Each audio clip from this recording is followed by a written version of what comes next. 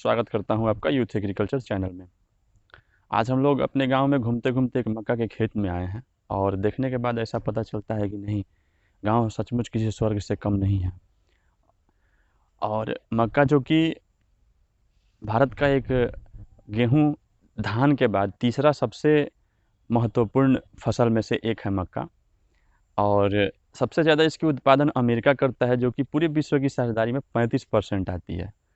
भारत मात्र 2% की हिस्सेदारी है उसकी पूरे विश्व में मक्का उत्पाद में। और अगर बात भारत की करें तो भारत में सबसे ज़्यादा मक्का उत्पाद कर्नाटक में, पूरे भारत की 35% का हिस्सा कर्नाटक उत्पादित करता है। बिहार की भी ये काफ़ी महत्वपूर्ण फसल है और बिहार में भी इसे तीनों सीजन में मक्का की खेती होती है। जैसे कि अभी बात करते हैं मक्का में आने वाले प्रॉब्लम की, तो मक्का में बुआई के पश्चात गर्मियों के सीज़न में अगर मक्का की बुआई होती है तो उसमें काफ़ी तरह की प्रॉब्लम्स आती है, काफ़ी परेशानियाँ आती है। इसमें समय-समय पे पानी देना पड़ता है, नमी का हमेशा ख़्याल रखना पड़ता है और इसमें रोग भी अनेकों लगते हैं, कीट आते हैं। कीट में जो अभी का सबसे महत्वपूर्ण कीट है, गर्मियों के सीज़न में जो लगता है, अमेरिकी सुंडी जिसको बोलते हैं हम, वो तना में घुस जाता है, तना को छेद देता है, उसके गोभे को खा जाता है।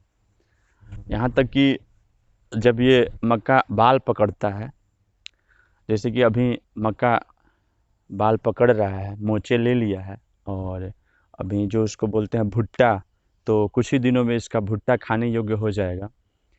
तो उसमें भी घुस करके और उसके भुट्टे को खा जाता है।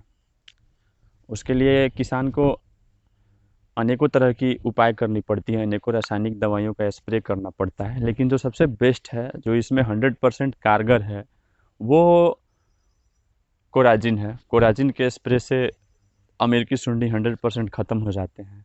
या फिर आप स्पाइनोसेट, कोई भी जिस दवा में स्पाइनोसेट हो, उसको आप 7 ml पर टंकी के हिसाब से, मतलब 7 ml 15 लीटर के हिसाब से अगर आप उसका स्प्रे करते हैं तो अमेरिकी सुंडी ख़त्म हो जाती है। उसके साथ में अन्य भी और कुछ कीट लगते हैं जो ख़त्म हो जाते हैं।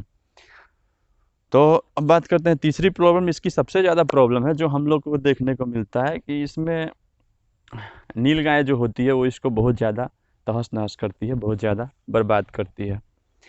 तो देखिए, जैसे किसान ने इसमें लगाया हुआ है, ये एक पैराशूट का जाली है, जिसको नील गाय से सुरक्षा हेतु किसान लगाते हैं, या फिर बहुत सारे लोग काँट वाले तारों से, काँट की कटीली जो तार होती है उससे भी घेरते हैं और सीमेंट का पिलर दे करके।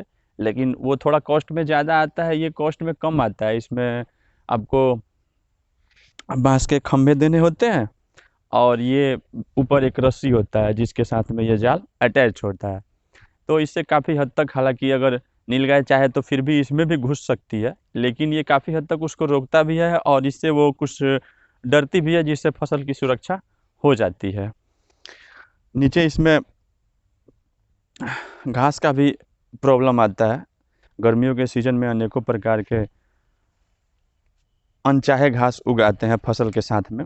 उसके रोकथाम के लिए हमें, इसकी स्पेस इतनी ज़्यादा होती है कि हम इसमें निराई भी करवा सकते हैं। इसकी सोहनी जो बोलते हैं, उसको भी हम करवा सकते हैं। और नहीं तो फिर जब आपका पौधा छोटा हो और जब इसमें घासें 2-3 पत्तियों की हो जाए, तो उसमें आप एट्राजिन का स्प्रे अगर करते हैं तो एट्राजिन से इसके अनचाहे घास हमेशा के लिए ख़त्म हो जाते हैं। और देखिए, यहाँ पे किसान ने एक और व्यवस्था किया हुआ है, जैसे कि इसको हम लोग गांव में, मतलब है तो ये बेड ही, लेकिन गांव में इसको चचरा के नाम से इसको जाना जाता है। ये बांस का बनता है और अपने खेत की रखवाली करना भी किसानों का एक कर्तव्य होता है, और वो इसके माध्यम से भी अनचाहे पशुओं को, जो कि खेत में घुस आते हैं और फसल को नुकसान पहुंचाते हैं, तो उनसे भी रोकथाम करता है। और जब भी पशु आते हैं तो अगर यहाँ पे कोई सोया हुआ है तो वो उठ करके उसे भगा देते हैं। ये बांस से बना हुआ चतरा है जो गांव में काफ़ी फेमस होता है, और ये खेतों में ही नहीं, लोगों के दरवाजे पे, द्वार पे भी होता है। और इस पे ये आरामदायक तो वैसे नहीं होता, लेकिन अगर शरीर में दर्द हो तो उसके लिए ये काफ़ी फ़ायदेमंद होता है। ये शरीर को भी काफ़ी हेल्पफुल, मतलब स्वास्थ्य के लिए भी काफ़ी लाभदायक होता है, शरीर को आराम पहुंचाता है। बात करें मक्का की अगर और ज़रूरतों की, तो मक्का का भात भी गांव में बनता है, और मक्का का रोटी और सरसों का साग तो काफ़ी फेमस है। पंजाब का भी फेवरेट डिश है, साथ में बिहार का भी फेवरेट डिश है। इसके साथ लिट्टी चोखा में जो सत्तू पड़ता है उसमें भी चना के साथ मक्का मिलाया जाता है। दूसरी बात करें मक्का के और इसकी खपत की, तो मक्का की खपत बहुत ज़्यादा मात्रा में होती है, क्योंकि इससे मुर्गियों के जो दाने होते हैं वो भी बनता है। लगभग 37 या 40% मात्रा इसकी मुर्गियों के दाने में ही खपत होती है।